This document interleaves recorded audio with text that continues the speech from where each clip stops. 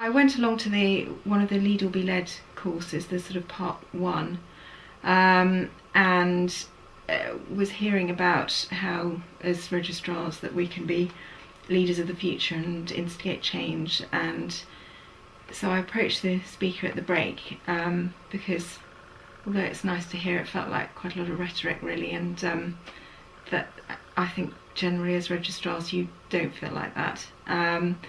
And so he said, okay, I need to introduce you to somebody who can help you, because I said, I've done several audit projects and nothing has ever changed, and so I don't quite believe what you're saying. So then a couple of weeks later I had a phone call saying, I understand you've got a project that you'd like to take forward. And I thought, I don't really know what you're talking about, but I'll give it a go. So we met up and discussed that I did have an idea for an audit project and discussed that.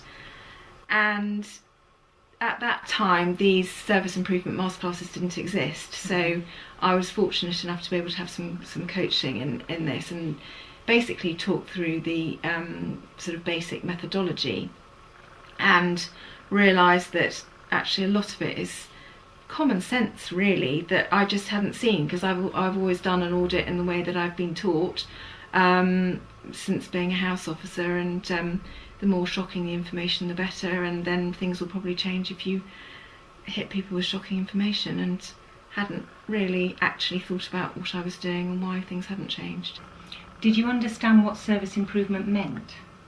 No, I had absolutely no idea whatsoever, no. I believe that audit is an integral part of it, or rather service improvement and quality improvement are an integral part of audit, but I hadn't seen that before. So I think all the terms are sort of fairly interchangeable really.